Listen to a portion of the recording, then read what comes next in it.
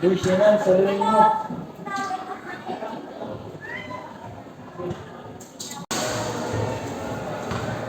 Hoy, kayo yan na naman kayo.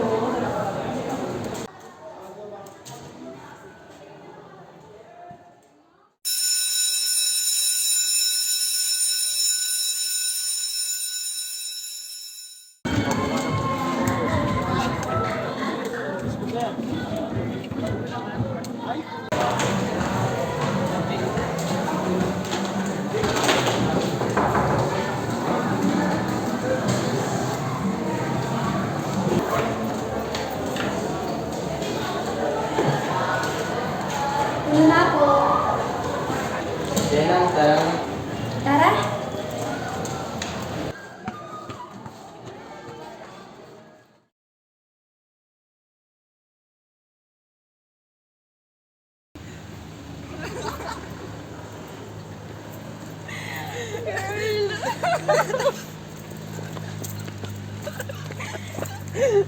Wow!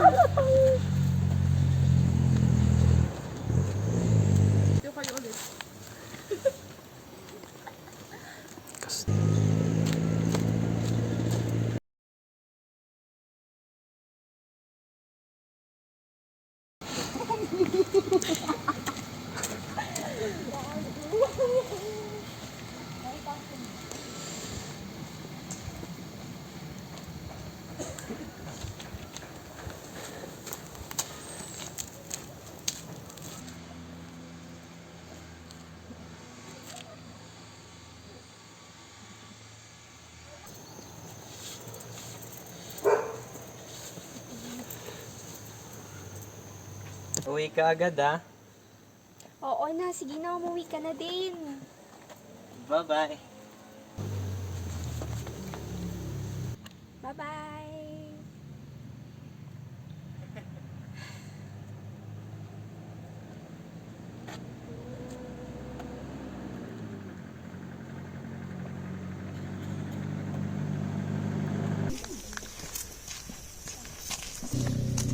Pre, nahulog mo. Sorry.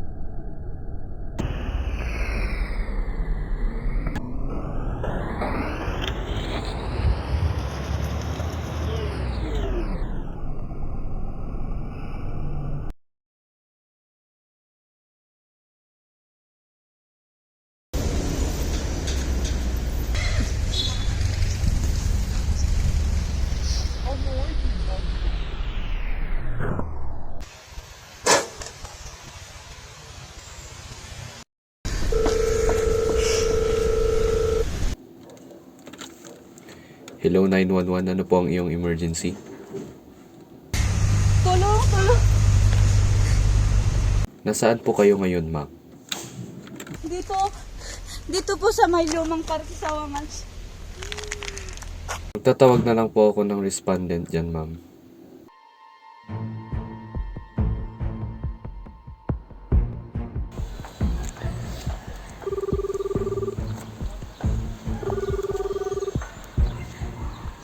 Hello, sir.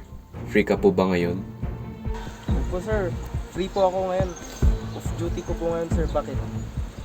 Pwede ka bang maabala sa kaso na to? Ikaw lang kasi ang pinakamalapit sa lokasyon eh. Sige sir, total wala naman akong ginagawa ngayon. Makakapunta ako. Pakisend na lang po yung lokasyon. Sige.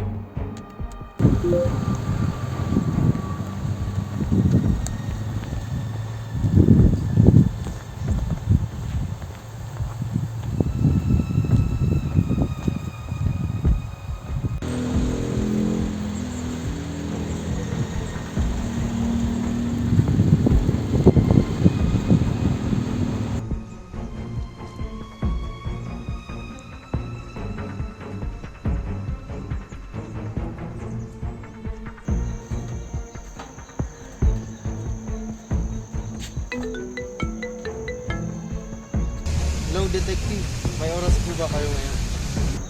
O bakit? Bagong kaso ba na naman?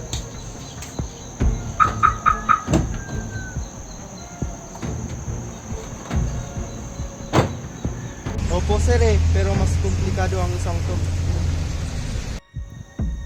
Ah, talaga ba? Sige, tatanggapin ko.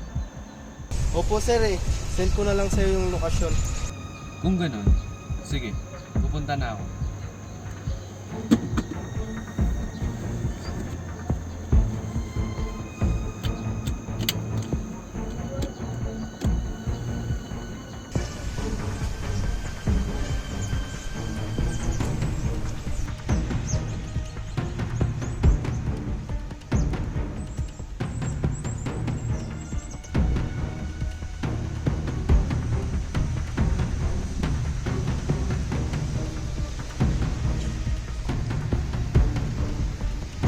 Good afternoon sir. Good afternoon. Anong nangyari dito? Ayon sa nakahanap ng bangkay, na classmate din pala ng biktima. Naglalakad daw po siya dito. Biglang siyang nakamoy ng parang nabubulok. Hanggang sa nakita na niya ang bangkay na dugo ang nakahandusay dito sa gilid. At doon na siya tumawag sa amin sir. Ito ang naabutan naming murder weapon. Tinanong mo na ba kung kailan niya nang huling nakita to? Ayon sa classmate ng biktima, nakita daw niya lagi niyang kasama yung kaibigan niya noong umaga ng Lunes sir. At sa hapon, pagkatapos ng klase nila, nakita niyang nagdi-date daw sila ng kasintahan niya. Kung ganon, ilista mo yung kasintahan at yung kaibigan bilang persons of interest para sa interrogation at background check.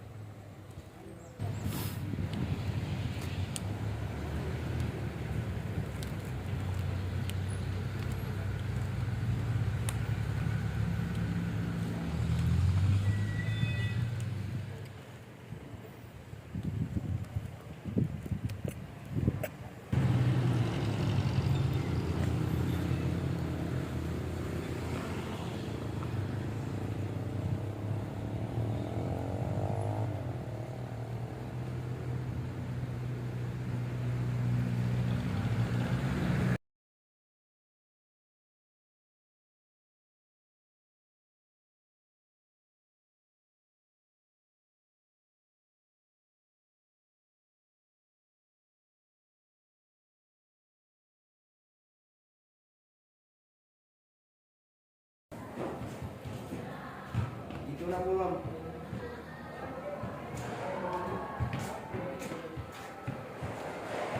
Kalma lang po ma'am. May tatanong lang po ako tungkol sa kaso ni Shannon Smith. Didiretsuhin na kita.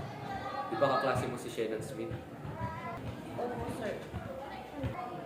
Maalala mo pa ba kung sino yung kasama niya noong kinahapunan ng Lunes? Huli ko po silang nakita magkasama ng boyfriend niyang kaibigan. Ah, ganun ba? Police Officer Maverick, pwede mo nang iatid si Miss Margo sa labas.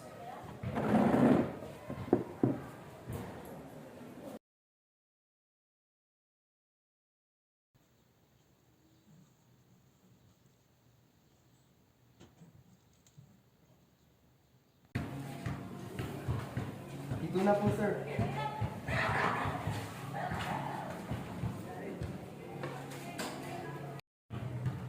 Magandang araw, Mr. Jonel Jones. Alam kong masaklap ang nangyari sa kasintahang mong si Shannon Smith. Pero kailangan ko ang kooperasyon mo para maresolba ang kasong to. Ano ho? Tama ba ang narinig ko? Ano pong kasong sinasabi niyo? Ang totoo niyan, Mr. Jones, pinatay ang iyong kasintahan sa lumang parke sa Wangal. Ha? Akala ko ba nagpakamatay siya? Pero sino? Sinong pumatay sa kanya? Iniimbestigahan pa po ang kasong to, Mr. Jones. Kaya kailangan ko ang tulong mo. May ilang persons of interest na kami na maaaring pumatay sa kanya.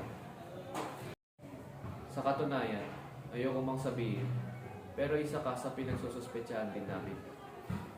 Hindi ko yan magagawa sa kanya. Kung ganun, nasaan ka nung hapon ng Lunes? Pagkatapos ng klase namin, nag-date kami sa abong ni Romy. Tapos hinatid ko siya sa bahay nila. maaari ka nang umalis. Sir Maverick, pakiatid si Mr. Jones sa labas.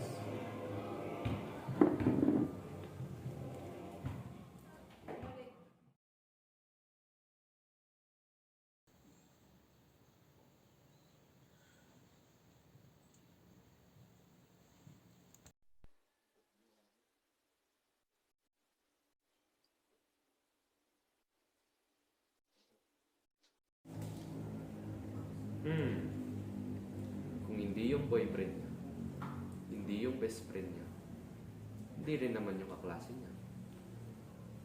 Sino kaya sa kanila? Parang may mali dito.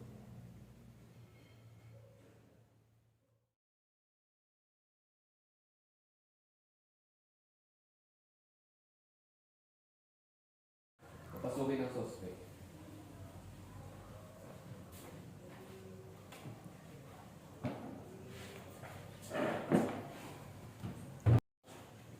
Mr. Shelby, ikaw ang primary suspect sa kasong pagpatay kay Shannon Smith. Kahit anong sabihin nyo, hindi ako ang pumatay kasi na. Lumabas sa fingerprint ng murder weapon.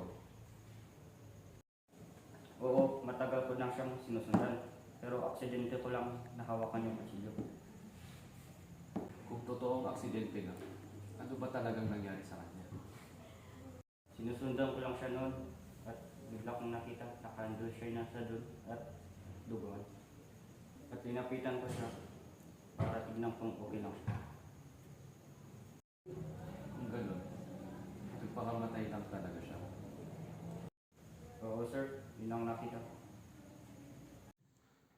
Sa pagpapatuloy ng investigasyon, nadiskubre namin ang katotohanan kung bakit nagpakamatay si Shena. Nalaman namin na bukod sa mapait niyang nakaraan mula sa kamay ng kanyang mga magulang, ay meron din siyang kambal na namatay dahil sa pambubugbog ng kanilang ama. Kaya maaaring sa tindi ng pinagdadaanan niya, naging huling rason ang pambubuli ng kanyang kaklase upang magtulak sa kanyang pagpapakamatay. Walang tiyak kung ano man ang tunay na dahilan kung bakit niya ito nagawa. Hindi ko na nga makukumpirma dahil ang sagot ay dala niya hanggang sa kanyang huling hininga.